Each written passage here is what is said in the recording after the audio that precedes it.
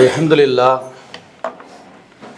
नहमदुहु व नस्तईनुहु व नस्तगफिरुहु व नु'मिनु बिही व नतवक्कलु अलैहि व नऊदु बिल्लाहि मिन शुरूरि अंफुसिना व मिन सय्यिआति अअमालिना मन यहदिहिल्लाहु फला मुदिल्ल लहु व मन युद्लिल्हु फला हादिय लहु व अशहदु अन ला इलाहा इल्लल्लाहु वहदहु ला शरीक लहु व अशहदु अन्न मुहम्मदन अब्दुहु व रसूलुहु अम्मा बअद फ़क़द क़ाल अल्लाहु तआला फ़ी महकमि तंज़ीलिहिल अज़ीम वल फ़ुरक़ानिल मजीद अऊज़ु बिल्लाहि मिनश शैतानिर रजीम बिस्मिल्लाहिर रहमानिर रहीम या अय्युहन नासु इत्तक़ू रब्बकुमुल्लज़ी ख़लक़कुम मिन नफ़्सिन वाहिदा व ख़लक़ मिन्हा ज़ौजहा व बस्स मिन्हुमा रिजालन कसीरन व निसाअ वत्तक़ुल्लाहल्लज़ी तसाअलून बिही वल अर्हाम इन्नल्लाह कान अलैकुम रक़ीबा या अय्युहल्लज़ीना आमनु इत्तक़ुल्लाह हक़्क़ तुक़ातिहि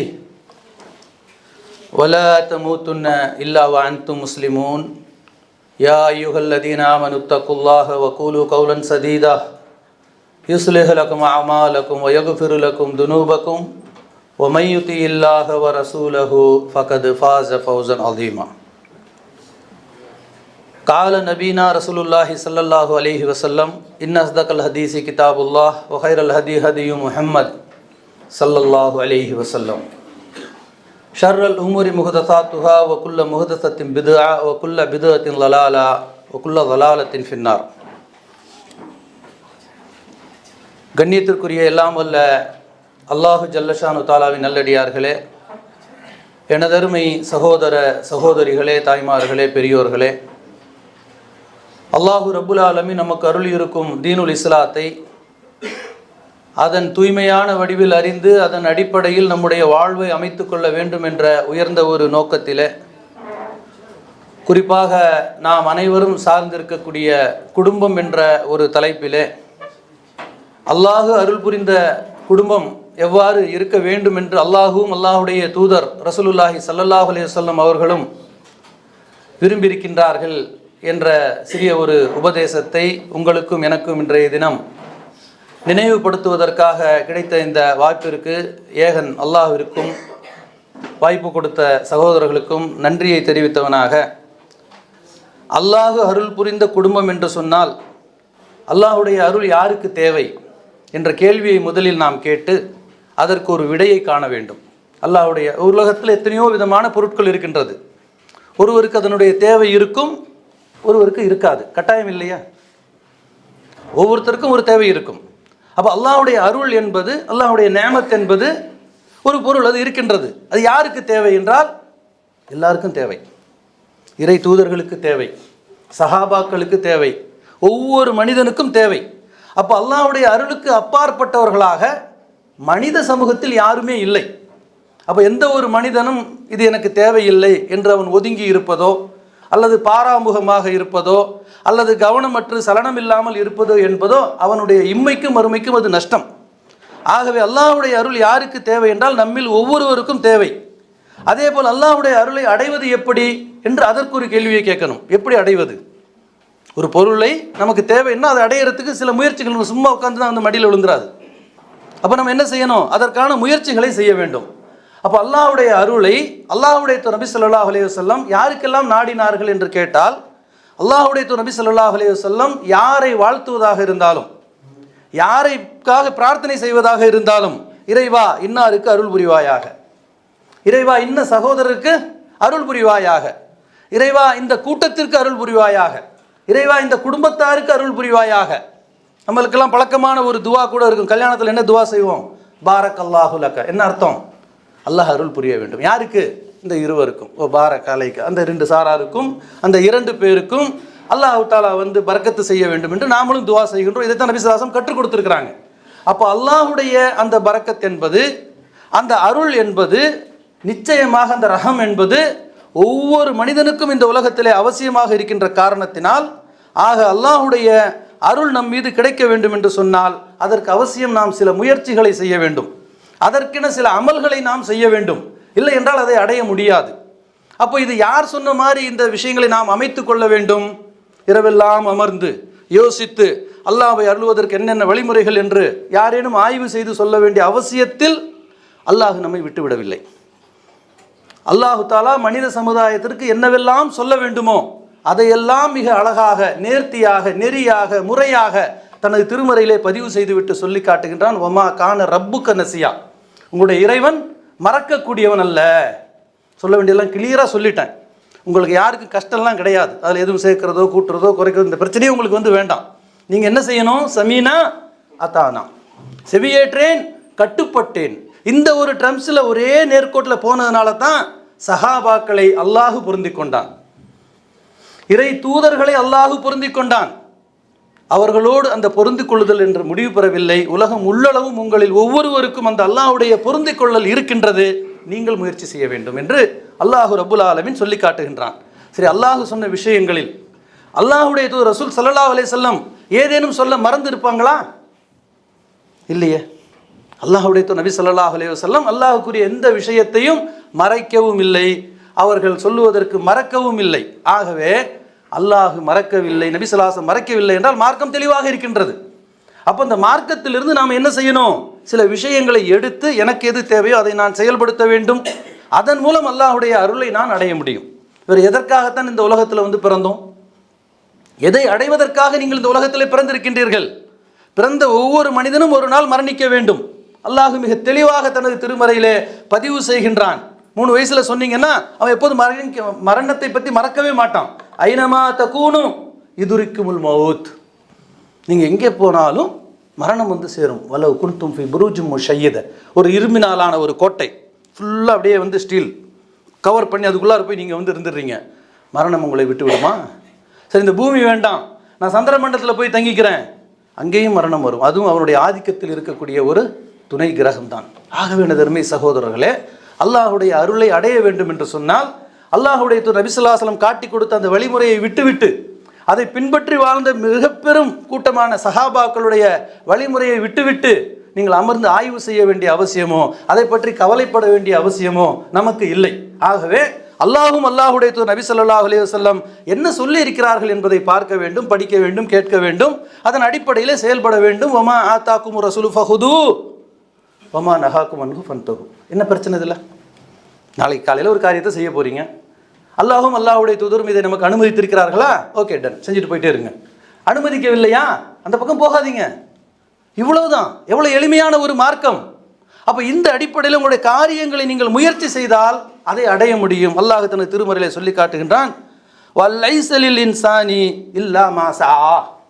ஒரு மனிதன் அடைகின்றான், என்னெல்லாம் அடைகின்றான்? அவன் நன்மையையும் அடைந்து கொள்ளுகின்றான், தீமையையும் அடைந்து கொள்ளுகின்றான். இவனுடைய முயற்சி இல்லாத ஒன்றில் அவனுக்கு நன்மையும் இல்லை, தீமையும் இல்லை. உங்களுடைய முயற்சி இல்லாமல் ஒரு தீமை நடந்துருச்சு, உங்களெல்லாம் தண்டிப்பானா? நல்லா யோசிச்சு பாருங்க. தூக்கத்தில் நடக்கக்கூடிய ஒரு வியாதி, நடந்து போய் ஒருத்தரை தட்டி விடுறீங்க, மொட்டை மாடியிலேருந்து கீழே விழுந்து மரணிச்சிடறாரு. ஒரு உதாரணத்துக்கு வச்சுக்கோ, நல்லா பாதுகாக்கட்டும். இதற்கு அல்லாஹ் தண்டிப்பானா? உலக சட்டத்திலே தண்டனை இல்லைங்க.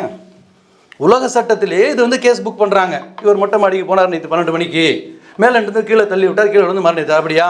அவருக்கு டாக்டர் சர்டிஃபிகேட் கொடுக்குறாரு, இவருக்கு தூக்கத்தில் நடக்கக்கூடிய வியாதி இருக்குன்னா நீதிபதி உடனே வெளியே அனுப்பிவிட்டுருவார். உலக சட்டம் இது.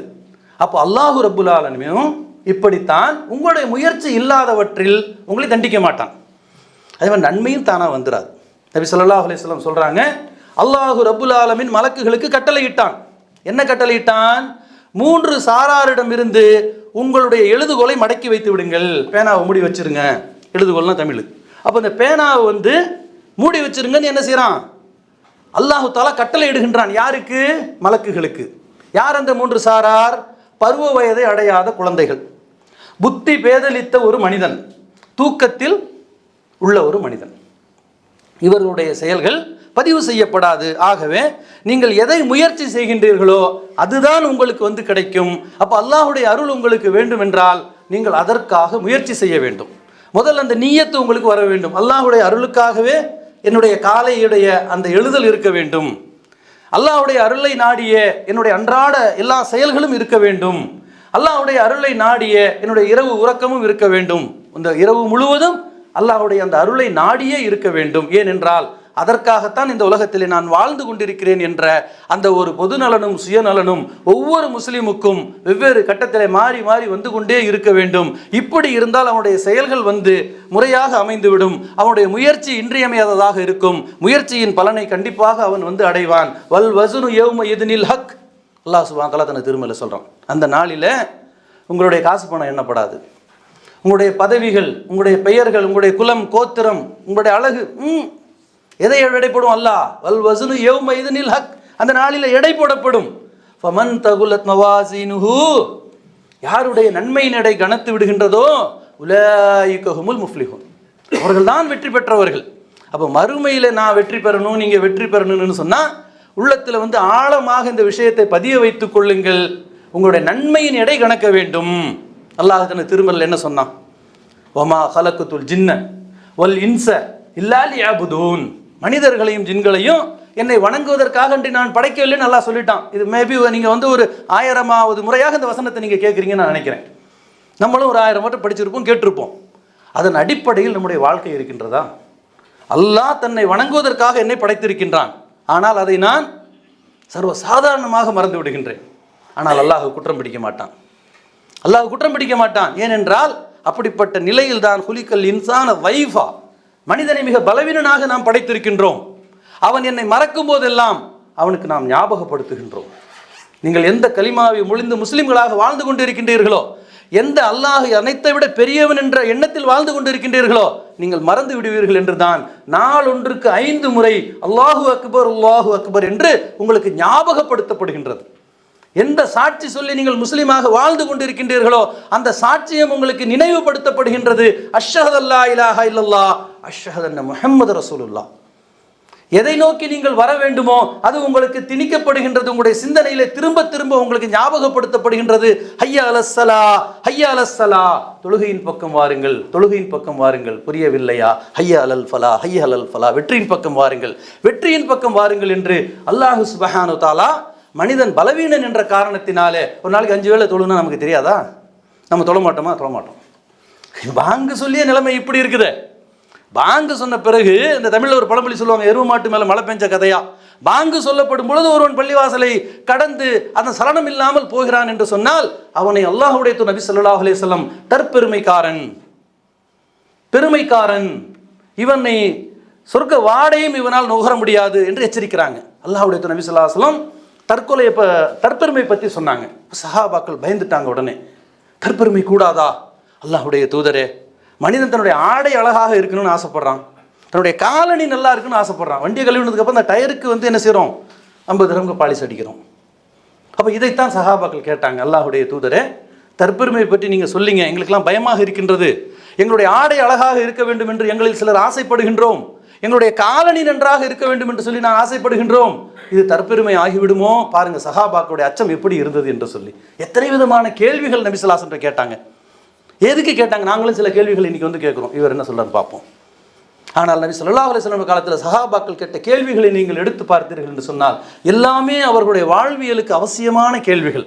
கேள்வி கேட்டவரும் அந்த பதிலை கேட்டவர்களும் அந்த செயலை அடுத்த நாள் முதல் செய்யக்கூடியவர்களாக இருந்தார்கள். அப்போ சொன்னவுடன் நபி ஸல்லல்லாஹு அலைஹி வஸல்லம் சொன்னாங்க, அல்லாஹுவை வணங்க மறுப்பதும் அடுத்தவனை இழிவாக கருதுவதும் தான் தற்பெருமை. உங்களுடைய ஆடை அழகாக இருக்க வேண்டும் என்று ஆசைப்படுவதோ, உங்களுடைய காலடி சிறந்ததாக இருக்க வேண்டும் என்று நீங்கள் ஆசைப்படுவதோ தற்பெருமை ஆகாது.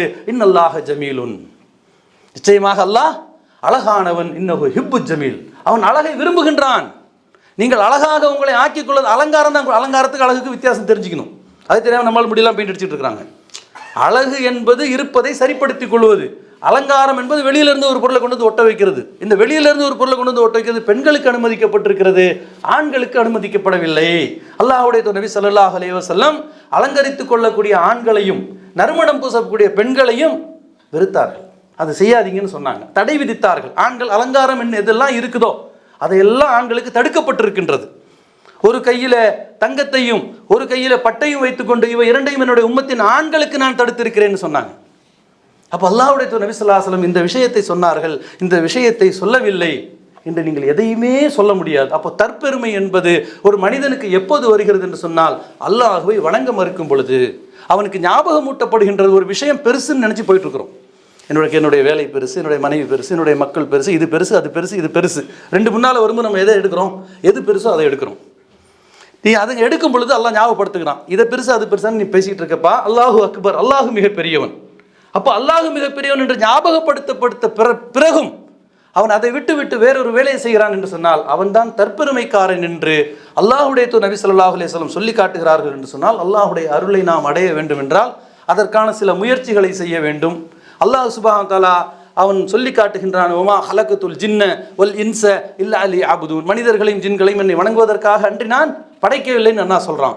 அப்போது வணங்குவதற்காக அல்லாஹ் படைத்திருக்கிறானா என்று சொல்லி இந்த வணக்கம்ங்கிறதுக்கு உலமாக்கள் நிறைய தப்சீரை எழுதி வச்சிருக்கிறாங்க, படிக்கணும். ஆனாலும் எந்த ஒரு விரிவான சட்டங்களும் சுருக்கமாக விளங்கிக் கொள்வதற்கு சில சூத்திரங்கள்னு சொல்லுவாங்க, சூத்திரங்கள் இருக்கும். அது என்னன்னு கேட்டிங்கன்னு சொன்னால், அல்லாஹ் தஆலா நம்மை வணங்குவதற்காக படைத்திருக்கிறான் என்பதை நீங்கள் எப்படி விளங்க வேண்டும்? நீங்கள் எந்த ஒரு செயலை செய்தால் அல்லாஹ் அதுக்கு நன்மையை தருவானோ அது இபாதத். அல்லாஹ்வுடைய நபி ஸல்லல்லாஹு அலைஹி வஸல்லம் சொல்கிறாங்க, ஹஜ் செய்கிறீங்க பாருங்க, இபாதத்துகளில் நமக்கு தெரிஞ்ச பெருசுன்னு சொன்னால் அந்த ஷஹீது என்பது கட்டாயம் இல்லை. உங்களுக்கு இது காலத்திற்கேற்ற கட்டாயம். அது ஒவ்வொரு மனிதனுக்கும் அவனுக்கு வசதி வந்தால் மனிஸ்தத்தா இலைஹி சபீலா என்று அல்லாஹ் சொல்லுவது போல் ஹஜ் கடமை. அப்போ அது ஒரு பெரிய ஒரு இபாதத்துன்னு சொன்னால் அதுதான். ஏனென்றால் ஒரு ஹஜ் செய்கிறார், அவருடைய ஹஜ் ஏற்றுக்கொள்ளப்படுகின்றது. அப்படி ஏற்றுக்கொள்ளப்படுமையானால் அவர் அன்று பிறந்த பாலகனை போல் திரும்பி வருவார். அதுதான் பெரிய ஒரு இபாதத்து. அதுக்கு நன்மை எழுதப்படுமா இல்லையா? எழுதப்படும். அதே மாதிரி சின்னதாக எதுக்கு எழுதப்படும்? உங்களுடைய சகோதரனை புன்முறுவல் பூப்பது நன்மை எழுதப்படுங்க. அஸ்ஸலாமு அலைக்கும் என்று உம்முன்னு வச்சுக்கிட்டு சொல்றதை விட அஸ்ஸலாமு அலைக்கும் என்று புன்முறுவலோடு சொன்னால் உங்களுக்கு 2 நன்மைகள் பதிவு செய்யப்படும். அஸ்ஸலாமு அலைக்கும் என்று சொன்னால் 10 நன்மை, அஸ்ஸலாமு அலைக்கும் ரஹ்மத்துல்லாஹி என்று சொன்னால் 20 நன்மை, அஸ்ஸலாமு அலைக்கும் ரஹ்மத்துல்லாஹி பரக்காத்துஹு என்று சொன்னால் 30 நன்மை என்று அல்லாஹ்வுடைய நபி ஸல்லல்லாஹு அலைஹி வஸல்லம் ஆர்வப்படுத்தினார்களே.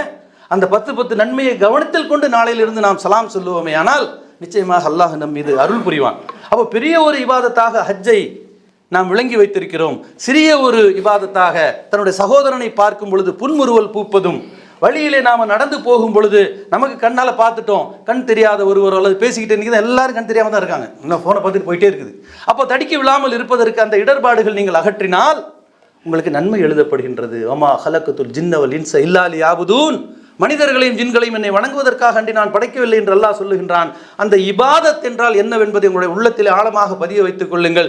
எந்த செயலை நீங்கள் செய்தால் அல்லாஹ் நன்மையை பதிவு செய்வானோ, மலக்குகள் நன்மைகளை பதிவு செய்ய நம்புகிறோம். 2 மலக்குகள் இருப்பதாக ஒவ்வொருவரும் நம்புகிறோம். சந்தேகம் இருந்தால் ஈமான் முழுமையடையாது. ஆமன்து பில்லாஹி வ மலாயிகத்திஹி வ குதுபிஹி வ ருசுலிஹி வல் யௌமில் ஆஹிரி வல் கத்ரி ஷர்ரிஹி கைரிஹி மினல்லாஹி தஆலா. இதுதான் ஆரம்ப பாடம் உங்களுக்கு இஸ்லாத்தில். ஈமானுடைய உட்பிரிவுகளில் மலாயிகத்திஹி என்று வரக்கூடிய அந்த மலக்குகளை பற்றி நீங்கள் நம்பிக்கை இழந்தால் உங்களுடைய ஈமான் பரிபூர்ணமாகாது. மலக்குகள் நம்மை பார்த்து கொண்டிருக்கிறார்கள், கேட்டுக்கொண்டிருக்கிறார்கள், பதிவு செய்து கொண்டிருக்கின்றார்கள். நீங்களுடைய உள்ளத்தில் ஏற்படக்கூடிய சிந்தனை அல்லாஹ் அறிவது போல் மலக்குகளுக்கும் ஷைத்தானுக்கும் அந்த ஆற்றலை அல்லாஹ் கொடுத்திருக்கின்றான். உங்களுடைய உள்ளத்தை ஊடுருவக்கூடிய ஆற்றல், உள்ளத்தில் நீங்கள் என்ன நினைக்கிறீர்கள் என்று விளங்கக்கூடிய அந்த ஆற்றல் மலக்குகளுக்கும் இருக்கின்றது, ஷைத்தானுக்கும் இருக்கின்றது. அல்லதி யுவஸ்விசு ஃபீ சுதூரின் நாஸி மினல் ஜின்னத்தி வன்னாஸ். அப்போது மனிதனுடைய உள்ளத்திலே சஞ்சலங்களை ஏற்படுத்தக்கூடிய அந்த ஆற்றல் ஷைத்தானுக்கும் இருக்கின்றது. அப்போ மலக்குகளை பொறுத்த வரைக்கும் நீங்கள் மனசில் நினைச்சா அவங்களுக்கு தெரிஞ்சிடும். மனசில் நினைச்சா என்ன செஞ்சிடும்? அவங்களுக்கு தெரிஞ்சிடும். நபி ஸல்லல்லாஹு அலைஹி வஸல்லம் சொல்கிறாங்க, அல்லாஹ் மலக்குகளுக்கு கட்டளையிட்டான். என்ன கட்டளையிட்டான்? எல்லாரும் இங்கே வாங்க, என்னுடைய அடியான் நன்மையை நினைப்பான், உடனே ஒரு நன்மை எழுதணும். சரியா? மலக்குகளுக்கு எப்படி கட்டளையிடுறான்? என்னுடைய அடியான் யார்? அவனுடைய அடியான் ஆதமுடைய மக்கள் எல்லாரும் அவனுடைய அடியான் தான். அவன் தான் மறுக்கிறான். அல்லாஹ்வை ஏற்றுக்கொள்ளாத ஒருவன் அவன் தான் அல்லாஹ்வை மறுக்கிறான். ஆனால் அல்லாஹ் அவனை மறுக்கவில்லை, அவனுடைய அடியானாகத்தான் அவன் இருக்கின்றான். அப்போ அப்படிப்பட்ட ஒரு அடியான் நன்மையை அவன் நினைத்தால் ஒரு நன்மையை எழுதுங்கள், அவன் அதை செய்தால் பன்மடங்காக அதற்குரிய நன்மைகளை எழுதுங்கள் என்று மலக்குகளுக்கு கட்டளையிடுகிறான் என்று சொன்னால் நாம் மனசில் நினைக்கிறது மலக்குகளுக்கு தெரியும். அப்போ அதனால தான் எந்த ஒரு காரியமாக இருந்தாலும் உங்களுக்கு சிந்தனையில் இருந்து பிறக்கின்றது, எண்ணத்தில் இருந்து பிறக்கின்றது. உங்களுடைய இன்டென்ஷன் சரியான முறையில் இருக்க வேண்டும். இன்னம ஆமாலு பின்னியா, நீங்கள் செயல்படுவதற்கு முன்னால் நினைப்பீங்க, நினைக்கும் போதே நமக்கு ஒரு நன்மை பதிவு செய்யப்படுது என்று சொன்னால் நல்லது நினைப்போம், அதிகமாக நினைப்போம், நன்மை அல்லாஹ்வுடைய அருளை வேண்டி நினைப்போம். எப்போதெல்லாம் இதை நினைக்கிறது? நாம் அதிகாலை முதல் இரவு வரை, வாரத்தின் 7 நாட்களும், மாதத்தின் அனைத்து நாட்களும், வருடத்தின் அனைத்து மாதங்களும் அல்லாஹ்வுடைய அருளை அடைவதற்கு நாம் என்ன செய்யணும்? முயற்சிகள் செய்து கொண்டே இருக்க வேண்டும். ஏன் என்று கேட்டால், உங்களுடைய முயற்சியும் எண்ணமும் தான் உங்களுடைய முடிவாக அமையும். உங்களுடைய முயற்சியும் எண்ணமும், முடியாதது எதுவுமே கிடையாது. முயற்சி செய்தால் முயற்சியும் பயிற்சியும் உங்களுக்கு எதனையும் எளிமையாக்கும். வெளியில் போகிறீங்க, ஒரு மீட்டர் குழியை பறித்து போட்டான், எட்டு ஸ்லாட் வந்து ஒயர் போடுறேன்னு சொல்லிட்டு போடணுன்னு தாண்டுவீங்களா? அந்த அகலத்தை பார்ப்பீங்க, அதனுடைய ஆழத்தை பார்ப்பீங்க, கையில் இருக்கக்கூடிய பாரத்தை பார்ப்பீங்க. அதிகமான வெயிட் இருக்குது, சூப்பர் வெயிட் போய்ட்டு 2 கையில் அதை வச்சு தாண்டுவீங்களா? தாண்ட மாட்டீங்க. அப்போ எவ்வளோ கால்குலேட் பண்ணுறோம் பாருங்கள். இதெல்லாம் பண்ணிவிட்டு அதை தாண்டுறோம். 2 நாள் 3 நாள் 4 நாள் குழி அப்படியே இருக்குது. 5வது நாள் பார்த்து நீங்கள் பாட்டு ஃபோன் பேசி தாண்டி போயிட்டே இருப்பீங்க. ஏன்? இதனால் நீங்கள் அதை முயற்சி பண்ணியிருக்கிறீங்க, அதற்கான பயிற்சி எடுத்திருக்கிறீங்க. நீங்கள் வந்து ஏர்போர்ட்டில் எல்லாம் ஃப்ளைட்லாம் போகிறது வந்து பார்த்தீங்கன்னு சொன்னால், எவ்வளோ பெரிய ஃப்ளைட்டு 400-500 பேசஞ்சர் இருப்பாங்க. அவர் பாட்டுக்கு போய் உட்காருவார், கோட்டை கழட்டி இங்கே போடுவார், இங்கே ஒரு பட்டன் தட்டுவார், அங்கே ஒரு பட்டனை தட்டுவார், ஃப்ளைட் பாட்டு போயிட்டே இருக்கும். நானும் போய் தட்டணும்னா தட்ட முடியுமா? எனக்கு அந்த முயற்சியும் இல்லை, பயிற்சியும் இல்லை. ஆகவே நான் அதில் வெற்றி பெற முடியாது. ஆகவே எதையேண்டும் நீங்கள் அடைய வேண்டும் என்று சொன்னால் அதற்கான முயற்சி செய்யுங்கள், அதற்கு பயிற்சி எடுத்துக்கொள்ளுங்கள். இந்த முயற்சியும் பயிற்சியும் எடுக்காதவர்கள் தான் ஃபஜருடைய தொழுகையிலே தங்களை தோற்று போய் இருப்பதை என்று நாம் பார்க்கின்றோம். ஃபஜருடைய தொழுகைக்கு பள்ளிவாசலில் எப்படி கூட்டம் இருக்க வேண்டும் என்று சொன்னால், இன்று வெள்ளிக்கிழமை கூட வேலை இருக்கிறது. ஃபஜருக்கு உங்களுக்கு என்ன வேலை சொல்லுங்கள்? ஜும்மாவுக்கு கூட வேலை இருக்குதுங்க, ஃபஜருக்கு உங்களுக்கு என்ன வேலை இருக்குது? அதனால தான் நபி ஸல்லல்லாஹு அலைஹி வஸல்லம் சொன்னாங்க, யார் ஒருவர் ஃபஜருடைய தொழுகையும் இஷாவுடைய தொழுகை, இதெல்லாம் ரெண்டுமே உங்களை ஓன் டைம். இன்றைக்கி வந்து உங்களுக்கு ஷிஃப்டிங்கில் சில பேருக்கு டியூட்டியாக இருக்கலாம், ஆனாலும் 99.9% உலக மக்கள் தொகையில் நீங்கள் எடுத்துக்கிட்டீங்கன்னு சொன்னால் ஃபஜரும் இஷாவும் உங்களுடைய ஓன் டைம். அதிலே நீங்கள் அல்லாஹ்வுக்கு வணங்குவதற்கு நீங்கள் தோற்று போகிறீர்கள். அதுதான், வேறு வார்த்தை எனக்கு வந்து தெரியல. இந்த தொழுகையை தொழுவத முடியாமல் நீங்கள் தோற்று போகின்றீர்கள். ஏன் என்றால் நீங்கள் முயற்சி எடுக்கவில்லை, பயிற்சி எடுக்கவில்லை. இன்ன ஸலாத்த கானத் அலல் முஃமினீன கிதாபம் மவ்கூதா சொல்கிறானா இல்லையா அல்லாஹ் தஆலா? எத்தனை முறை கேள்விப்பட்டிருப்பீங்க இந்த வசனத்தை. எதை நாம் புதிதாக சொல்ல போகின்றோம்? உள்ளதை நினைவுபடுத்திக் கொள்ளுகின்றோம், அதற்கான பயிற்சி எடுப்பதற்காக ஞாபகப்படுத்திக் கொள்ளுகின்றோம். இன்ன ஸலாத்த கானத் அலல் முஃமினீன கிதாபம் மவ்கூதா. தொழுகை என்பது மூமின்களுக்கு நேரம் குறிக்கப்பட்ட கடமை. எதற்காக இந்த நேரத்தை அல்லாஹ் குறிக்கின்றான்? முன்ன பின்ன. ஆனால் அல்லாஹ்வுக்கு என்ன நஷ்டம்? அல்லாஹ்வுக்கு இல்லை நஷ்டம், நமக்கு நஷ்டம், நமக்கு பெரும் நஷ்டம். நேரத்தோடு தொழுவது எதற்கென்று கேட்டால், எல்லா விஷயங்களையும் நீ நேரத்தோடு செய்ய வேண்டும் என்ற பயிற்சி உனக்கு கொடுக்கப்படுகின்றது. பங்க்சுவாலிட்டின்னு சொன்னால் அதில் முஸ்லீம் ஃபர்ஸ்ட் இடத்துல வந்து இருக்கணும், இருப்பதற்கு முயற்சி செய்யணும். இல்லை என்று நாம் நம்மளை தாழ்த்தி கொள்ள வேண்டாம். அல்லாஹ்வுடைய கிருபையினால் நிறைய பேர் இருக்கிறோம், அல்ஹம்துலில்லாஹ்.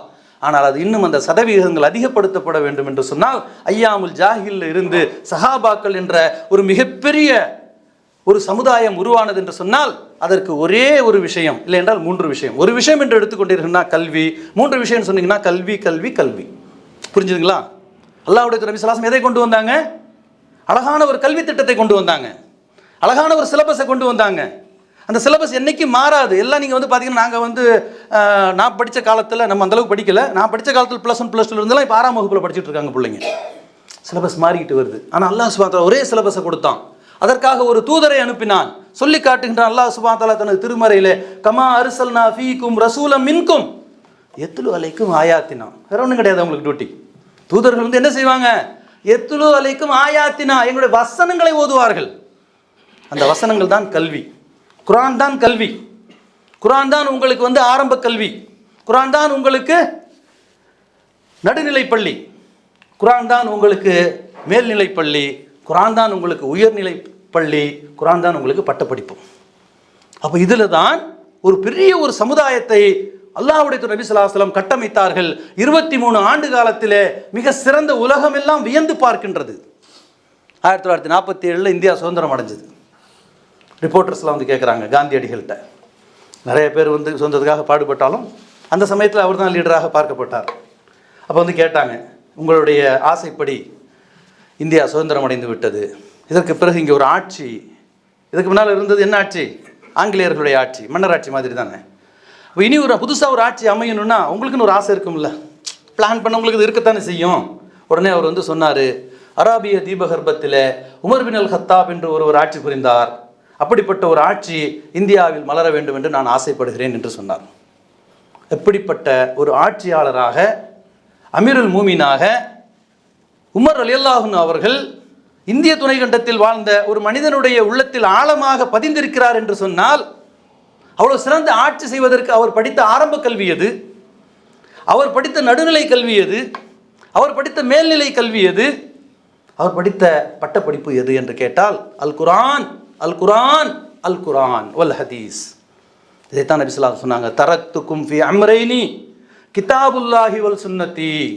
உங்களை நான் 2 கட்டளைகளின் பால் விட்டு செல்கின்றேன். அம்ர் கட்டளை, எந்திரினா எந்திரிக்கணும், உட்கார்ந்த உபதேசம் கிடையாது, நசீஹத் கிடையாது. அம்ர் கட்டளை, எந்திரினா எந்திரிக்கணும், உட்காருனா உட்காரணும். குர்ஆன் எந்திரின்னு சொன்னா நான் எந்திரிப்பேன், உட்காருன்னு சொன்னா உட்காருவேன். அல்லாஹ்வுடைய நபி ஸல்லல்லாஹு அலைஹி வஸல்லம் லெஃப்ட்ல போக சொன்னா லெஃப்ட்ல போவேன், ரைட்ல போக சொன்னா ரைட்ல போவேன். வீட்டுக்கு வரும்பொழுது என்னுடைய செருப்பை, எந்த செருப்பை முதலில் கலட்ட வேண்டும் என்று என்னுடைய தூதர் நபி ஸல்லல்லாஹு அலைஹி வஸல்லம் அவர்கள் கற்றுக் கொடுத்திருக்கின்றார்கள். வெளியே போகும் பொழுது எந்த செருப்பை முதலில் அணிய வேண்டும், இதையும் என்னுடைய தூதர் நபி ஸல்லல்லாஹு அலைஹி வஸல்லம் எனக்கு கற்றுக் கொடுத்திருக்கின்றார்கள் என்று அந்த சஹாபாக்கள் உயிர் மூச்சாக அவர்களுடைய சுவாசத்தில் அல்லாஹ்வுடைய தூதர் நபி ஸல்லல்லாஹு அலைஹி வஸல்லம் இருந்தார்கள்.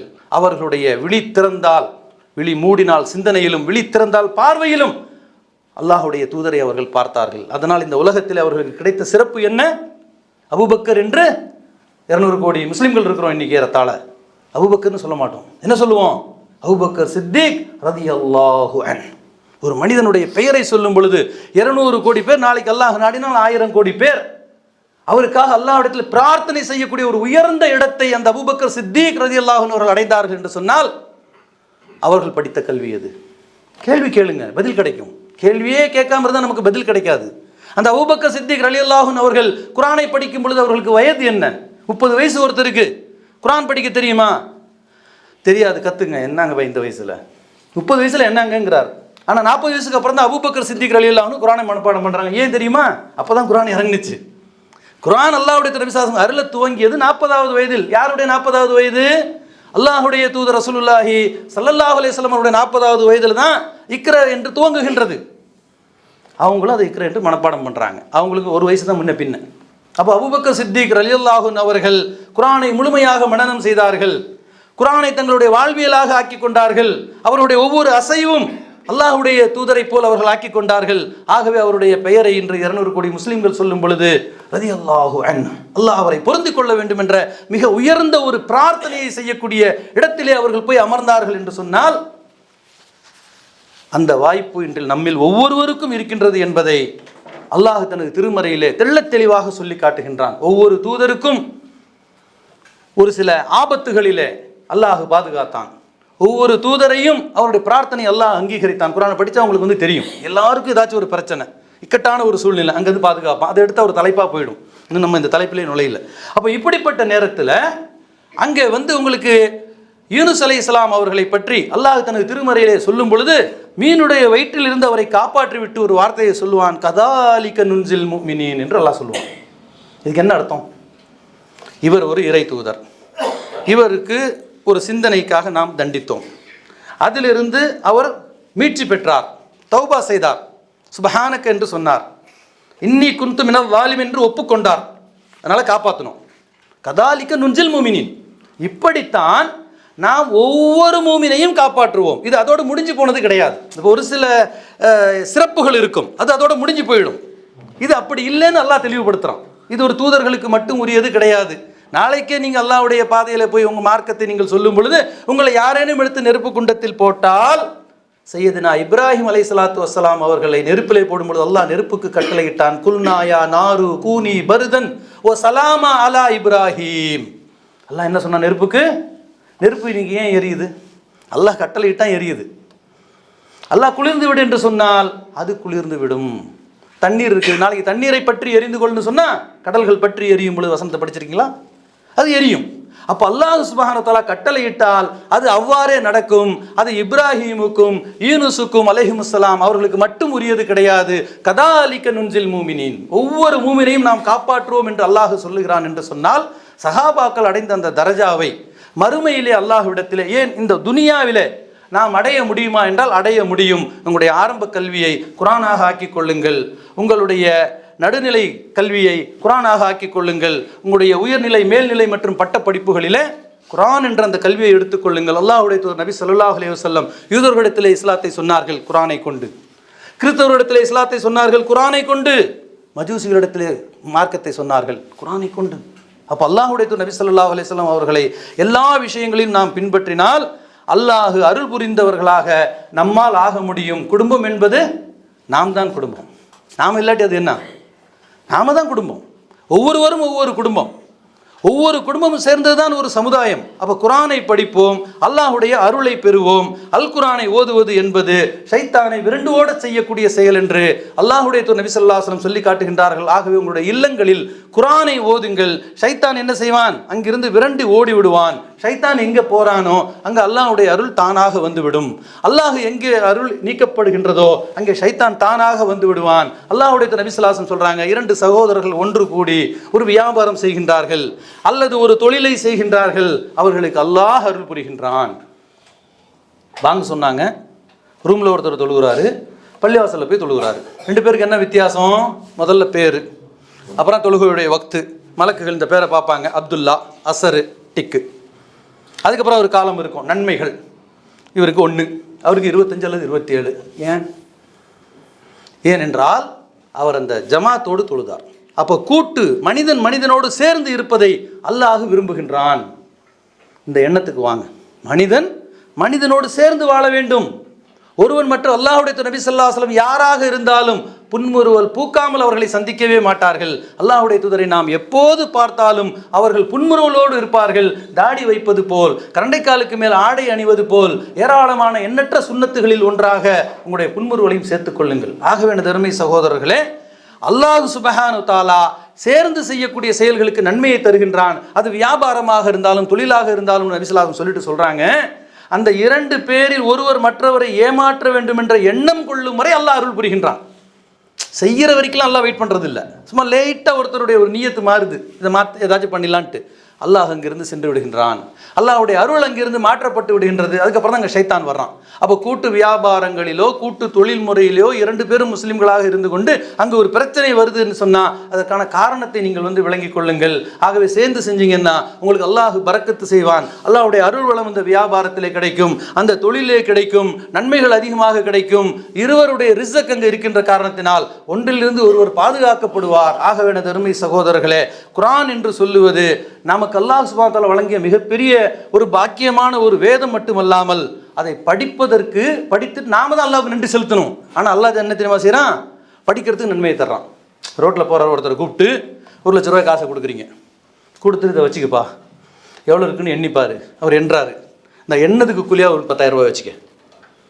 ஃப்ரீயாக கொடுத்த நோட்டை எண்ணி பார்க்கறதுக்கு எண்ணதுக்கு ஒரு கூலி. அப்போது நாங்கள் வழி தவறி போய் கொண்டிருந்தோம். மார்க்கம் என்றால் என்னவென்று தெரியாது, அல்லாஹ்னா என்னன்னு தெரியாது. போய்கிட்டு இருக்கும் பொழுது அல்லாஹ் குர்ஆனை கொடுக்குறான். அப்போ நாம தான் நன்றி செலுத்தணும். ஆனால் அல்லாஹ் சுப்ஹானஹு வ தஆலா என்ன செய்கிறான்? குர்ஆனை கொடுத்துட்டு அது படி, எழுத்துக்கு 10 நன்மை தரானா இல்லையா? குர்ஆனை நீங்கள் படித்தீர்கள் என்று சொன்னால் ஒரு எழுத்துக்கு 10 நன்மை. எப்படி 10 நன்மை? அல்லாஹ்வுடைய நபி ஸல்லல்லாஹு அலைஹி வஸல்லம் அந்த எழுத படிக்க தெரியாத சமுதாயத்திட்ட சொல்கிறாங்க, அலிஃப் லாம் மீம் என்று சொன்னால் அது 3 எழுத்து, அதுக்கு 30 நன்மை. அலிஃபுன் உர்ஃபுன், லாமுன் உர்ஃபுன், மீமும் உர்ஃபுன் அப்படின்னு சொல்கிறாங்க. ஏன்னா இதையெல்லாம் விளக்கிட்டு இருக்கணும், விளக்கத்தான் வேணும். ஏனென்றால் அலிஃப் லாம் மீம்னு சொன்னீங்கன்னா அந்த படிக்காத மக்கள் ஒரு எழுத்துன்னு நினச்சிக்குவாங்க. இன்றைக்கி ஆங்கிலமே படிக்க எழுத தெரியாட்ட ஒருத்தட்ட போய் நீங்கள் டபிள்யூனா எத்தனை எழுத்துன்னு கேளுங்க, DBLU 4 எழுத்தும்பான். ஆனால் படித்தவனுக்கு தான் தெரியும் டபிள்யூனா ஒரு எழுத்துன்னு சொல்லி. அந்த மாதிரி படித்தவர்களுக்கும் படிக்காதவர்களுக்கும் உள்ள வித்தியாசம் என்னவென்று சொன்னால் அலிஃப் லாம் மீம்னா ஒரு எழுத்துன்னு விளங்கிடுவாங்க. அவங்க அப்படி சோடை போய்விடக்கூடாது, அதில் அவங்க ஆர்வம் காட்டணும். அலிஃபுன் உர்ஃபுன், லாமுன் உர்ஃபுன், மீமுன் உர்ஃபுன். ஆகவே 3 10 30 என்று நபி ஸல்லல்லாஹு அலைஹி வஸல்லம் அவர்கள் அந்த குர்ஆனை படிப்பதற்கு ஆர்வம் ஊட்டுகிறார்கள் என்று சொன்னால், அப்போ யாசித்த ஒருவருக்கு நாம் 1 லட்ச ரூபாயை கொடுத்துட்டு அதை எண்ணிப்பாரு சரியாக இருந்துச்சுன்னா அந்த எண்ணதுக்கு ஒரு கூலியாக 10,000 ரூபா தர்றேங்கிற மாதிரி அல்லாஹ் சுப்ஹானஹு வ தஆலா நமக்கு குர்ஆனை அருளியதோடு மட்டுமல்லாமல் அதை படிப்பதற்கும் நமக்கு கூலியை தருகிறான் என்று சொன்னால், அந்த குர்ஆனை பற்றி அல்லாஹ் தனது திருமறையிலே சூரத் அன்ஆம் 155வது வசனத்தில் சொல்லி காட்டுகின்றான், வஹாதா கிதாபுன் அன்ஸல்நாஹு முபாரக்கன் ஃபத்தகூஹு. இது போன்ற ஒரு வேதத்தை நாம தான் இறக்கி வச்சோம், இது அருள் வளம் மிக்கது என்று அல்லாஹ் சொல்லி காட்டுறான். இது அருள் வளம் மிக்கது. ஆகவே இதனை பின்பற்றுங்கள். நீங்கள் என்ன செய்யணும்? குர்ஆனை பின்பற்றுங்கள்.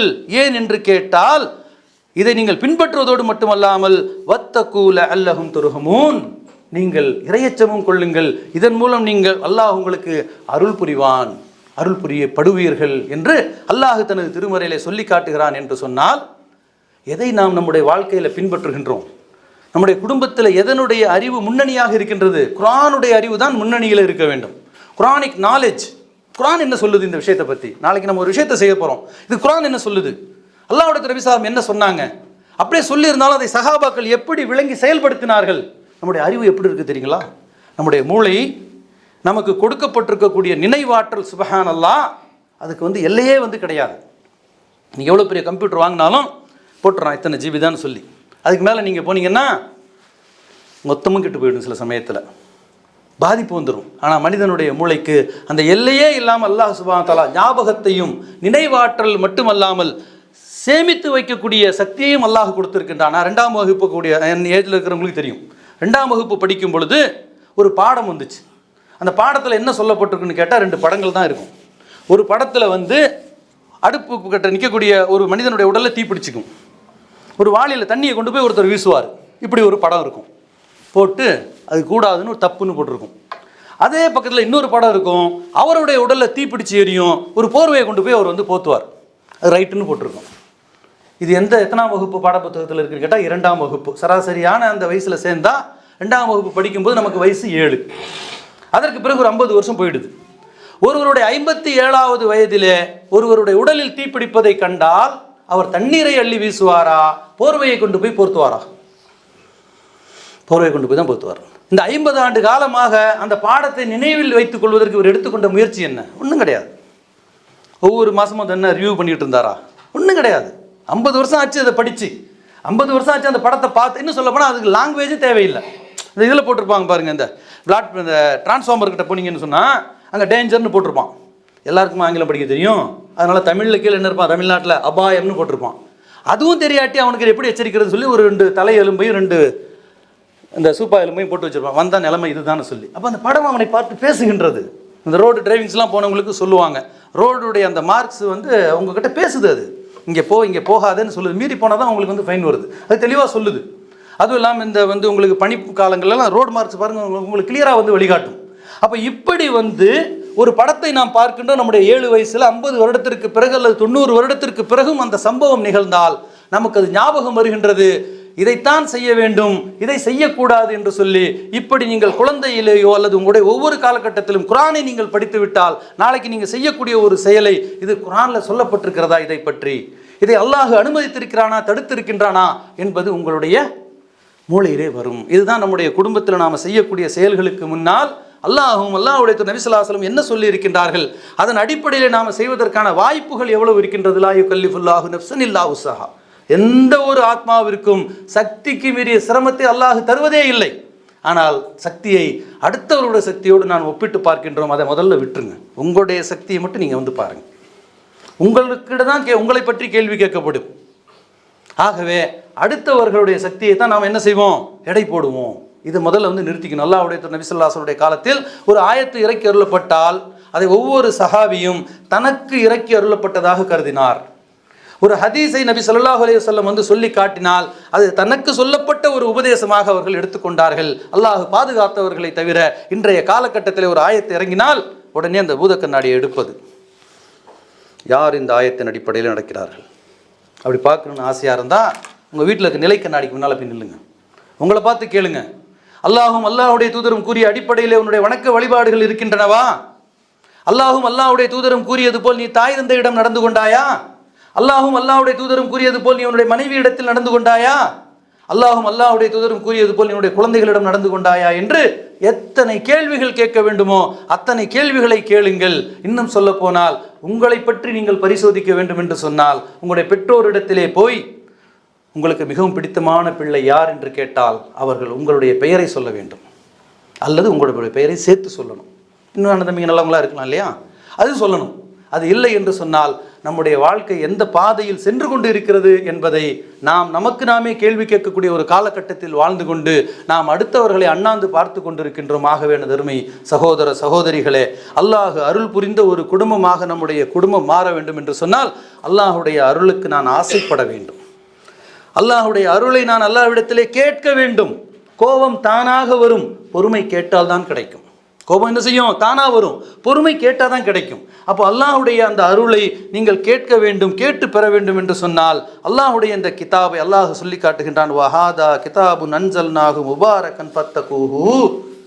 அல்லாஹுடைய அருள்வளமிக்க இந்த வேதத்தை நீங்கள் பின்பற்றுங்கள். வத்தகு, இன்னும் அல்லாஹுவை அஞ்சுங்கள். பின்பற்றினா மட்டும் பத்தாது, அல்லாஹுடைய அச்சம் உங்களுடைய உள்ளத்திலே இருக்க வேண்டும். இன்ன அக்ரமக்கும் இந்தல்லாஹி அத்துகாக்கும். அல்லாஹ் சுப்ஹானஹு வ தஆலா தன் திருமறையில சொல்லி காட்டுறான், அல்லாஹ்விடத்தில் மிகவும் சிறந்தவர்கள் யார் தெரியுமா? அல்லாஹ்வை அஞ்சக்கூடியவர்கள். யார் அல்லாஹ் அஞ்சுறா? அதுக்கு பார்க்கக்கூடாது. நான் அஞ்சுறேன், என்னால் முடிந்த அளவு நான் அஞ்சுவேன், என்னுடைய ரப்பை நான் அஞ்சுவேன். அந்த அச்சத்தை நீங்கள் எல்லா இடங்களிலும் வெளிக்காட்டுங்கள். எப்படி வெளிக்காட்டு? அல்லாஹ்னு சொன்னால் பயந்து போய் மூலையில் ஒதுங்குவதா? அது அச்சம் கிடையாது. அல்லாஹ்வுடைய நபி ஸல்லல்லாஹு அலைஹி வஸல்லம் எந்தெந்த சந்தர்ப்பங்களில் எப்படி அல்லாஹ் அஞ்சுனாங்க, அது காணலக்கும் ஃபீ ரசூலில்லாஹி உஸ்வத்துன் ஹஸனா. அல்லாஹ்வுடைய தூதரிடத்தில் உங்களுக்கு அழகான முன்மாதிரி இருக்குன்னு அல்லாஹ் சொல்கிறான். அப்போ அல்லாஹ்வுடைய நபி ஸல்லல்லாஹு அலைஹி வஸல்லம் சொல்கிறாங்க, உங்கள் அனைவரை விட நான் அல்லாஹ்வை அதிகமாக அஞ்சக்கூடியவன் சொல்கிறாங்க ஒரு சந்தர்ப்பத்தில். உங்கள் அனைவரை விடவும் நான் அல்லாஹ்வை அதிகமாக அஞ்சக்கூடியவன், நான் அல்லாஹ்வுடைய தூதராக இருக்கிறேன் என்று சொல்லி காட்டுறாங்க. அந்த தூதரிடத்தில் உங்களுக்கு அழகான முன்மாதிரி இருக்கின்றது. அந்த தூதர் எப்படி அஞ்சு தங்களுடைய மனைவிகளிடத்தில் நடந்து கொண்டார்களோ, அந்த தூதர் எப்படி அல்லாஹ்வை அஞ்சு தங்களுடைய வணக்க வழிபாடுகளை அமைத்துக் கொண்டார்களோ, சல்லு கமா ராய்துமூனி உஸல்லி. நபி ஸல்லல்லாஹு அலைஹி வஸல்லம் சொல்றாங்க, என்னை எவ்வாறு தொழ கண்டீர்களோ அது போலவே நீங்கள் தொழுங்கள். அல்ஹம்துலில்லாஹ், அப்படித்தான் தொழுகின்றோம். அல்லாஹ்வுடைய தூதர் எப்படி ருக்கு செய்தார்கள் என்ற ஹதீஸு நாம் ருக்கு செய்யும் பொழுது நமக்கு ஞாபகம் வர வேண்டும். அதிகமாக குனிஞ்சா நல்லதுன்னு சில பேர் நிறையா குனிவாங்க, குனியக்கூடாது. ருக்கு செய்யும் பொழுது உங்களுடைய கை வில்லில் இருக்கும் நாணை போல் இருக்க வேண்டும். கையை அதிகமாக குனிஞ்சா கை வளைஞ்சிரும். இந்த கை வளையக்கூடாது. என்ன இருக்கணும்? இப்படி ஸ்ட்ராங்காக இருக்கணும். வில்லில் இருக்கும் பாருங்க ஒரு கயிறு, நான் அது அடிச்சிங்கன்னா எப்படி இருக்கும்? அப்படியே இந்த வீணையெல்லாம் இருக்குது பாருங்க கயிறு, அந்த மாதிரி டெம்பராக இருக்கும், டென்ஷனாக இருக்கும். இப்படி உங்களுடைய கை வந்து டென்ஷனாக இருக்கணும். முழங்காலை நீங்கள் பற்றி பிடிக்க வேண்டும். ஆயிஷா ரலியல்லாஹு அன்ஹா அறிவிக்கின்றார்கள், அல்லாஹ்வுடைய தூதர் நபி ஸல்லல்லாஹு அலைஹி வஸல்லம் கீழே விழக்கூடிய ஒரு பொருளை பிடிப்பது போல் தங்களுடைய முழங்கால்களை பிடித்துக் கொள்வார்கள். எப்போ? ருக்கு செய்யும் பொழுது. எனக்கு ருக்கு செய்யும்போது எனக்கு இது ஞாபகம் வரணும். ஒது செய்யும் போது அல்லாஹ்வுடைய தூதர் சொன்ன ஞாபகம் வரணும். அல்லாஹ்வுடைய ரசூல் ஸல்லல்லாஹு அலைஹி வஸல்லம் ஒது செய்யும் போது என்ன சொன்னாங்க? ஒரு முறை கழுவி கொள்ளுங்க, ஃபர்லு. 2 முறை கழுவி கொள்ளுங்க, அனுமதி இருக்கு. 3 முறையும் கழுவி கொள்ளுங்கள், அதுவும் என்னுடைய சுன்னத்தில் உட்பட்டது. எவன் இதை அதிகப்படுத்துகின்றானோ அவன் அநியாயம் செய்து விட்டான். இந்த ஹதீஸ் என்ன செய்யணும்? ஒது செய்யும் போது ஞாபகம் வரணும். ஞாபகம் வந்தால் அல்லாஹ்வுடைய அருளிலே நாம் இருக்கின்றோம். ஏனென்று கேட்டால் அல்லாஹ்வுடைய அருள் உங்களை நோக்கி வந்து கொண்டே இருக்க வேண்டும் என்று சொன்னால் அந்த காரியங்களும் செயல்களும் அதன் அடிப்படையிலே நம்முடைய சிந்தனையில் இருக்க வேண்டும். அப்போதுதான் நான் வெற்றி பெற முடியும். பெரிய பெரிய படிப்புலாம் அப்படி 100க்கு 100 மார்க் வாங்குறோம். என்ன காரணம்? அதுதான் எந்திரிச்சா புக்கு, போனா புக்கு, வந்தா புக்கு, அப்படியே படித்து அப்படியே வந்து என்ன செய்யறான்? நீட்டில் பார்த்தீங்கன்னு சொன்னால் 98%, 35க்கு முடிய மாட்டேங்குது சில பிள்ளைங்களால். என்ன அவனும் என்னென்னமோ விழுந்து புரண்டு தான் படிக்கிறான். காரணம் என்ன? அதிலே நீங்கள் வந்து அர்ப்பணிப்பது, லயிப்பது. எல்லாராலையும் இது வந்து முடியாது, ஆனால் முயற்சி செய்யலாம் இல்லையா? முடியாது என்பது வேறு, முயற்சி என்பது வேறு. முடியாததை அல்லாஹ் ஒப்புக்கொள்வான், முயற்சி செய்யாததை அல்லாஹ் ஒப்புக்கொள்ள மாட்டான். ஆகவே அதற்கு வந்து நீங்கள் முயற்சி செய்தால் நம்மளும் என்ன செய்ய முடியும்? அந்த சஹாபாக்களை போல் அந்த விஷயங்களிலே லயித்து போக முடியும். எவ்வாறு ஒது செய்யும் பொழுது நம்ம சரி பார்த்துக்கிறோம். அல்ஹம்துலில்லாஹ். ஒது செய்யாமல் நம்ம போய் யாரும் தொழ மாட்டோம். அப்படியே போனாலும் யாரும் கண்டுபிடிக்க போகிறது கிடையாது. யார்ப்பா ஒது செய்யாமல் தொழுவுறதுன்னு இமாம் என்னைக்காச்சும் பள்ளிவாசலில் சொல்லியிருக்கிறாரா? நெவர். அவரெல்லாம் கண்டுபிடிக்கிறதுக்கான வாய்ப்பு கிடையாது. ஆனாலும் நாம் நம்மை சரிபார்த்து கொள்ளுகின்றோம். அதுதான் நாம் இறையச்சம் உடையவர்கள் என்பதற்கு, அல்லாஹுவை நான் அஞ்சுகிறோம் என்பதற்கு நம்மிடத்தில் இருக்கக்கூடிய அடையாளங்கள் நிறைய இருக்குது. ருக்குவில், சுஜூதில் சுப்ஹான ரப்பியல் ஆலா, சுப்ஹான ரப்பியல் அதீம் சொல்கிறீங்க. யாருக்கு கேட்குது? என்னுடைய ரப்பு கேட்டுக்கொண்டிருக்கிறான். அதை தான் அல்லாஹ் ஞாபகப்படுத்துகிறான். ருக்குலேருந்து எழுந்திரிக்கும் போது சொல்லிக்க என்ன சொல்கிறோம்? சமி அல்லாஹு லிமன் ஹமீதா. நான் ருக்குவில் சொன்ன அந்த தஸ்பீஹை அல்லாஹ் செவியேற்றான். பக்கத்தில் இருந்த சகோதரர் கேட்கல, தொழுவிக்கக்கூடிய இமாம் கேட்கல, யாரும் கேட்க வேண்டிய அவசியம் கிடையாது. என்ன ரப்பு கேட்டுக்கொண்டிருக்கின்றான். சுப்ஹான ரப்பியல் அதீம். இந்த திக்ரை அல்லாஹ் செவியேற்கிறான் என்று நமக்கு நாம் உறுதிப்படுத்திக் கொள்கிறோம் என்று சொன்னால், இவ்வாறு நீங்கள் செய்யக்கூடிய ஒது அங்கு இருக்கக்கூடிய இறையச்சம், இவ்வாறு நீங்கள் தொழக்கூடிய அந்த தொழுகை அங்கு இருக்கக்கூடிய இறையச்சம், அங்கு பின்பற்றக்கூடிய ஒரு தூதர் ஸல்லல்லாஹு அலைஹி வஸல்லம் அவர்களை, அதற்கு பிறகு வெளியே வந்த பிறகு உங்களை மறக்கடிப்பது எது? எது மறக்கடிக்கின்றது? உலக விஷயங்களா? அல்லது உங்களுக்கு உயிருக்கு வந்து பயமா? உயிருக்கு ஒரு முஸ்லீம் எப்படி பயப்பட முடியும்? உயிருக்கு ஒரு முஸ்லீம் பயப்படவே முடியாது. அப்போ உயிருக்கு மேலே எதுவுமே கிடையாது. வறுமையாக இருக்கட்டும், சிரமங்களாக இருக்கட்டும், நோயாக இருக்கட்டும், விபத்துகளாக இருக்கட்டும், குல்லை யுஸீபனா இல்லா மா கதபல்லாஹு லனா. நபியே நீங்கள் சொல்லுங்கள், அல்லாஹ் எதனை நமக்கு எழுதி வைத்திருக்கிறானோ அதை தவிர வேறு எதுவுமே நம்முடைய வாழ்க்கையிலே நிகழாது என்ற ஒரு மூமின் உறுதியாக இருப்பானேயானால் அவனுக்கு உயிரும் ஒன்றுமே இல்லை. உயிர் என்பது என்ன? அதை எப்போது நாம் வந்து தயாராக இருக்கணும். வயிற்றிலே ஒரு குழந்தை இருக்கின்றது, 9 மாதம் 9 நாட்கள் 9 மாதம் 10 நாட்கள் 9 மாதம் 20 நாட்கள், என்னப்பா எப்போ டேட்டு கேட்டுக்கிட்டு இருக்கிறோம், டாக்டர்கிட்ட போகிறோம், இது போகிறோம். இன்னும் 2 மாதம் வயிற்றில் இருக்கட்டும் யாரையும் விட்டு வைக்கிறோமா? அல்லது அந்த வயிற்றில் இருக்கக்கூடிய குழந்தைகளிடத்தே போய் நீ இன்னும் கொஞ்ச நாள் தான் இங்கே இருப்ப, அதுக்கப்புறம் இன்னொரு உலகத்துக்கு போயிடுவேன்னு அதுக்கு புரியுமா? புரியாது. ஆனாலும் போய் தான் ஆகணும். அப்போ இந்த உலகத்திற்கு போகணும்னு சொன்னால் வயிற்றிலிருந்து வெளியே வந்து தான் ஆக வேண்டும். அப்போ இன்னொரு உலகத்தை நம்பி வாழக்கூடிய நாம் அந்த உலகத்துக்கு போகணும்னா இந்த உலகத்தை விட்டு தான் ஆக வேண்டும். அது என்னைக்கு இருந்தால் நமக்கு என்ன? என்னைக்கு இருந்தால் நமக்கு என்ன? எப்படி இருக்க வேண்டும் என்பதில் தான் நாம் கவலை கொள்ளணும். யா அய்யுஹல்லதீன ஆமனு தக்குல்லாஹ ஹக்க துகாத்திஹி வலா தமூதுன்ன இல்லா வஅன்தும் முஸ்லிமூன். அல்லாஹ்வுடைய நபி ஸல்லல்லாஹு அலைஹி வஸல்லம் ஒவ்வொரு அமர்விலும் ஆரம்பத்தில் இந்த வசனத்தை ஓதி மக்களுக்கு எச்சரிக்கை செய்வார்கள். என்னதுக்கு அர்த்தம்? யா அய்யுஹல்லதீன ஆமனு தக்குல்லாஹ், விசுவாசம் கொண்ட மக்களே அல்லாஹ்வை அஞ்சுங்கள். யாரை பார்த்து சொன்னாங்க? புதுசாக இஸ்லாத்துக்கு வந்தவங்கள. அவங்க வந்து அப்படியே நபி ஸல்லல்லாஹு அலைஹி வஸல்லம் அப்படியே பின்பற்றக்கூடிய ஒரு கூட்டம் சஹாபாக்கள். அவங்கள பார்த்து தக்குல்லா தக்குல்லா தக்குல்லா எல்லாரும் பார்த்து சொல்றாங்க, யா அய்யுஹல்லதீன ஆமனு தக்குல்லா. எப்படி அஞ்ச வேண்டும்? ஹக்க துகாத்திஹி, அதற்குன்னு ஒரு முறை இருக்கின்றது. அஞ்சுவது என்று சொன்னால் அதற்கு ஒரு முறை இருக்கின்றது என்று சொல்லிவிட்டு ஹக்க துகாத்திஹி வலா தமூதுன்ன இல்லா வஅன்தும் முஸ்லிமூன்ங்கறாங்க. அப்போ நீ எப்படி இறைவனை அஞ்ச வேண்டும் என்று சொன்னால் முஸ்லீம் அல்லாத நீ மரணிச்சிடக்கூடாது. அப்போ எனக்கு தெரியும் இந்த டேட்டு தான் சொல்லி, இந்த டைம் தான் சொல்லி நான் என்ன செய்யலாம்? அதெல்லாம் உதுவெல்லாம் எடுத்து தொழுது 2 ரக்காத்து அல்லாட்ட துவா செஞ்சுட்டு அல்லாவுடைய அச்சத்திலே மரணிச்சிடலாம், முஸ்லீமாக மரணிச்சிடலாம். ஆனால் நமக்கு தெரியாது. அப்போ தெரியாத நாம் முஸ்லீமாக மரணிக்க வேண்டும் என்று சொன்னால், அல்லாஹுடைய அருள் பெற்ற நிலையிலே நான் மரணிக்க வேண்டும் என்று சொன்னால், அல்லாஹ் திருப்தி கொண்ட நிலையிலே என்னுடைய மரணம் அமைய வேண்டும் என்று சொன்னால், ஒவ்வொரு நொடியும் நான் அல்லாஹுவை அஞ்சிக் கொண்டு இருந்தால்தான் அது சாத்தியம் என்று சொன்னால், இப்படித்தான் அல்லாஹுடைய நபி ஸல்லல்லாஹு அலைஹி வஸல்லமுடைய இந்த ஆயத்துடைய விளக்கத்தை சஹாபாக்கள் புரிந்து கொண்டார்கள். ஆகவே சில சந்தர்ப்பங்கள் என்று அல்ல, எல்லா சந்தர்ப்பங்களிலும் குர்ஆன் கூறக்கூடிய அடிப்படையிலே நம்முடைய வாழ்வை அமைத்து கொண்டால் அல்லாஹுடைய அருள் ஒவ்வொரு மனிதனுக்கும் கிடைக்கும். ஒவ்வொரு மனிதனுக்கும் கிடைத்தால் கண்டிப்பாக அந்த குடும்பமே என்ன செய்யப்படும்? அல்லாஹுடைய அருளால் அந்த குடும்பம் எப்போதும் சீரும் சிறப்புமாக இருக்கும். இந்த உலகத்திலும் அவர்களுக்கு இன்பம்தான், மறு உலகத்திலும் அவர்களுக்கு இன்பம்தான். அதற்கு அல்லாஹ் சொல்லக்கூடிய வழிமுறை என்னவென்று சொன்னால், வஹாதா கிதாபுன் அன்ஸல்நாஹு முபாரகன் ஃபத்தகூஹு, அல்லாஹ்வுடைய அருள்வளம் மிக்க இந்த வேதத்தை நீங்கள் பின்பற்றுங்கள். வத்தகூல அல்லக்கும் துர்ஹமூன், நீங்கள் அல்லாஹுவையும் அஞ்சிக் கொள்ளுங்கள். அப்போ அல்லாஹுடைய அந்த வேதத்தை பின்பற்றுவதும் அல்லாஹுவை அஞ்சுவதும் அல்லாஹுடைய அருளை அடைவதற்கான ஒரு வழிமுறை என்று அல்லாஹு சொல்லி காட்டுகிறான் என்று சொன்னால், எனது அருமை சகோதர சகோதரிகளே, நம்முடைய குடும்பம் எது? சப்ஜெக்டுக்கு வர்றோம். நம்முடைய குடும்பம் எது? எது நம்முடைய குடும்பம்? இங்கே இருந்து ஒருத்தர் வந்து வீட்டுக்கு போகிறார், ரூமுக்கு போகிறேன் பாரு, இதே ஊரில் போனால் வீட்டுக்கு போவேன் பார். ஒரு அறிஞர் கூறுகின்றான், ஒரு ஆண் ஒரு கட்டிடத்தை கட்டுகிறான், ஒரு பெண் தான் அதை வீடாக மாற்றுகிறாள். அப்போ ஒரு 10 ஆண்கள் இருக்கிறீங்க, நீங்கள் ஒரு குடும்பமாக மாட்டீங்க. அங்கே ஒரு மனைவி, அங்கே ஒரு மக்கள், தாய் தந்தை பேரன் பேத்தி, இதுதான் ஒரு குடும்பம். அப்போது அல்லாஹ்வுடைய அருள் பொதிந்த ஒரு குடும்பமாக நம்முடைய குடும்பம் மாற வேண்டும் என்று சொன்னால் எது குடும்பம் என்ற ஒரு கேள்வியை நாம் வந்து கேட்க வேண்டும். இந்த உலகத்தில் எவ்வளவோ மக்கள் வாழ்ந்து கொண்டு இருக்கின்றார்கள். இன்றைய கணக்குப்படி பார்த்தீங்கன்னா உங்களுக்கு 802 கோடி மக்கள் இந்த உலகத்தில் வாழ்ந்துகிட்டு இருக்கிறாங்க. எல்லாரும் மனிதர்கள் தானே, இஸ்லாத்தை ஏற்றுக்காலும் ஏற்றுக்காட்டி. அப்போ அவங்களுக்கு ஒவ்வொரு குடும்பம் இருக்குது. அங்கங்கே உலகம் முழுவதும் இந்த குடும்பங்கள் வியாபித்து இருக்கின்றது. அப்போ அந்த எல்லா குடும்பங்களையும் அல்லாஹ் வந்து பார்த்து கொண்டு இருக்கின்றான். அவர்களை மறுமையிலே வந்து விசாரிப்பான். அதில் நாம் ஒரு குடும்பமாக இருக்கின்றோம்.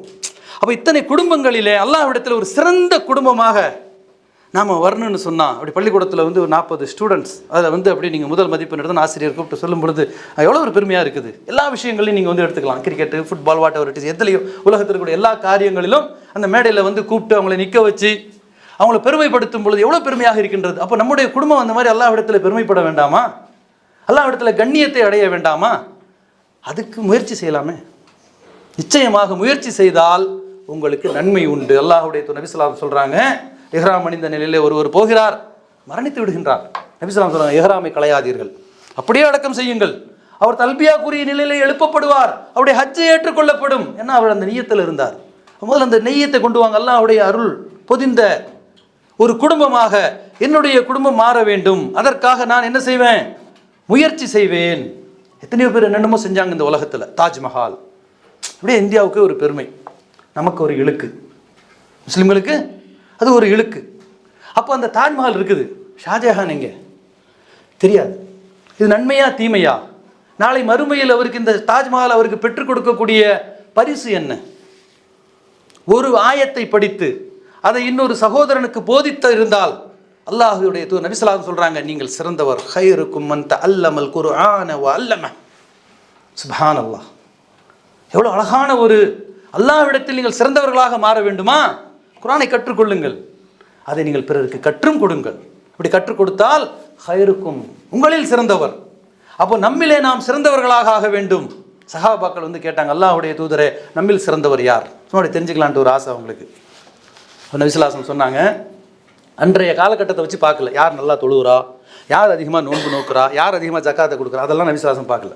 ஒரே வரியில் சொன்னாங்க, அறியாமை காலத்தில் உங்களில் யார் சிறந்தவரோ அவரே உங்களில் சிறந்தவர் என்று அல்லாஹ்வுடைய தூதர் ரசூலுல்லாஹி ஸல்லல்லாஹு அலைஹி வஸல்லம் அவர்கள் சொல்லுகிறார்கள் என்று சொன்னால், அந்த நல்ல ஒரு பண்பு, நல்ல ஒரு தன்மை யாரிடத்தில் இருக்கின்றதோ அதைத்தான் அல்லாஹும் அல்லாஹ்வுடைய தூதரும் விரும்புகின்றார்கள். ஆகவே நம்மிடத்தில் சில குறைகள் இருக்கும், குறைக்கு அப்பாற்பட்டவர்கள் யாருமே இல்லை.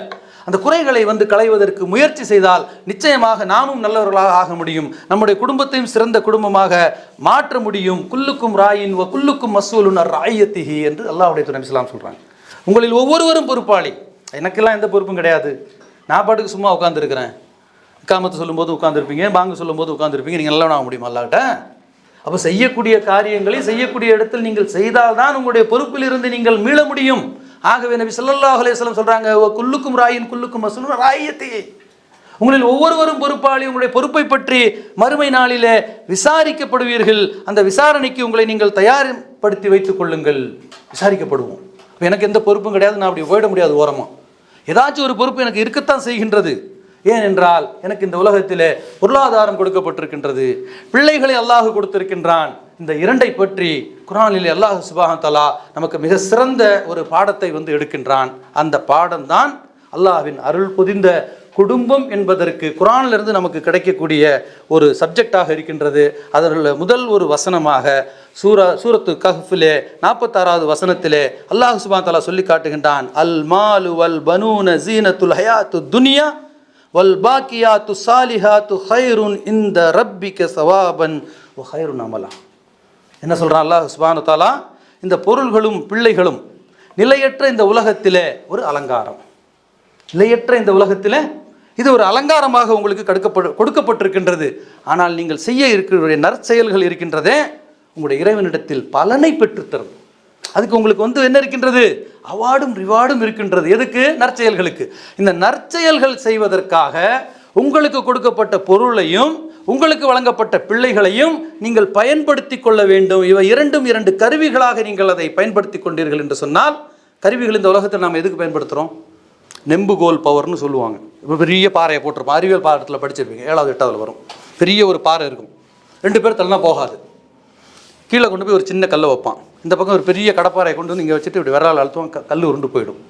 படிச்சிருக்கீங்களா இல்லையா? ஞாபகம் இருக்கா? இப்போ எத்தனாவது இருக்குது? இதில் 7வது 8வது இருக்குது. இதுக்கு நெம்புகோல் சக்தின்னு சொல்லுவோம். ஒரு உந்துகோலை வந்து ஏற்படுத்தக்கூடிய ஒரு ஆற்றல் என்பது உங்களுக்கு அதை நீங்கள் வடிவமைத்து கொண்டால் அது உங்களுக்கு ரொம்ப எளிமையாக வந்து போயிடும், கஷ்டமானதும் ஈஸியாக போயிடும். அப்போ இப்படி ஒரு உந்துதலும் ஒரு ஆற்றலும் ஒவ்வொரு மனிதனுக்கும் இருக்க வேண்டும் என்று சொன்னால் அவன் அதை எப்படி அறிவுபூர்வமாக அதை வந்து அவன் பயன்படுத்தி கொள்ள வேண்டும். இது சிறிய ஒரு அமல்களில் பெரிய பெரிய நன்மைகள்லாம் நமக்கு வந்து கிடைக்குது. ஒரு சிலர் வந்து ரொம்ப கஷ்டப்பட்டு சின்ன ஒரு நன்மையை அடைவாங்க, சிலர் எளிமையான ஒரு காரியம் சுப்ஹானல்லாஹி வ பிஹம்திஹி அல்லாஹ்வுடைய நபி ஸல்லல்லாஹு அலைஹி வஸல்லம் என்ன இது சொல்கிறது என்ன கஷ்டம், யார் 100 முறை ஒரு நாளைக்கு வந்து சொல்கிறோம் சொல்லுங்கிறாங்க நபி ஸல்லல்லாஹு அலைஹி வஸல்லம். அப்போ அந்த அல்லாஹ்வுடைய அந்த அருளுக்கும் இந்த சுப்ஹானல்லாஹி வ பிஹம்திஹி அல்லாஹ் தொடக்கூடிய நன்மைக்கும் அப்பாற்பட்டவனா? கேள்வி கேளுங்க. கேள்வி கேட்டால் தான் வாழ்க்கையில் வந்து பதிலே வந்து கிடைக்கும். கேள்வி கேட்டு சொல்லக்கூடிய பதில்கள் உங்களுடைய உள்ளத்திலே ஆழமாக பதிவு செய்யப்படும்.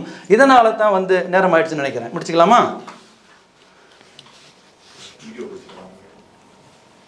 முடிச்சுக்கலாம் இன்ஷா அல்லாஹ். பரவாயில்ல, கண்டினியூவாக அப்புறம் பார்க்கலாம் அல்லா நாடுனா. அப்போது வந்து உங்களுக்கு வந்து சொல்லப்பட்டிருக்கக்கூடிய எந்த ஒரு விஷயமாக இருந்தாலும் அதை ஒரு கேள்வி கேட்டு பதிலாக சொன்னால் மனிதனுடைய உள்ளத்திலே ஆழமாக பதியும். இதைத்தான் அல்லாஹ் சுப்ஹானஹு வ தஆலா தனது திருமறையிலே சஹாபாக்கள் கேட்ட கேள்விகளுக்கு பதில் சொல்லுகின்றான். அல்லாஹ்வும் சில இடங்களிலே கேள்வி கேட்டு பதில் சொல்லுமா அதுராக்க என்று அல்லாஹ் கேள்வியை கேட்பான். எஸ் அலூனக்க என்று சஹாபாக்கள் கேட்ட கேள்வி, அந்த கேள்வியை சொல்லியே அல்லாஹ் பதில் சொல்லுவான். எஸ் அலூனக்க மாதா இன்ஃபிகூன், எஸ் அலூனக்க அனில் மஹீத், யஸ்அலூனக அனிர் ரூஹ், யஸ்அலூனக அனில் யதாமா. எதுக்கு இந்த கேள்விகள்? இதுக்கெல்லாம் பதில் வேணும்.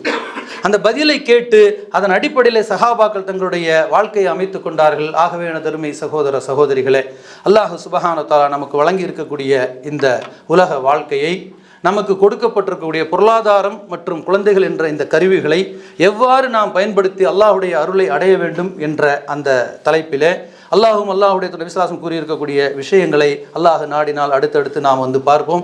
எதை நாம் செவியேற்றோமோ அதன் அடிப்படையிலே செயல்படக்கூடிய வாய்ப்பினை, குறிப்பாக அல்லாஹுடைய விசுவாசம் கூறிய உபதேசங்களை மட்டும் நம்முடைய வாழ்க்கையிலே பின்பற்றி அதன் அடிப்படையிலே இம்மையிலும் மறுமையிலும் வெற்றி பெறக்கூடிய பாக்கியத்தை எல்லாம் வல்ல அல்லாஹ் சுப்ஹானஹு வ தஆலா நம்மில் ஒவ்வொருக்கும் தந்தருள்வானாக. வாஹிரு தாவான் அல்ஹம்துலில்லாஹி ரப்பில் ஆலமீன். அகூலு கௌலி ஹாதா அஸ்தக்ஃபிருல்லாஹி வ லக்கும்.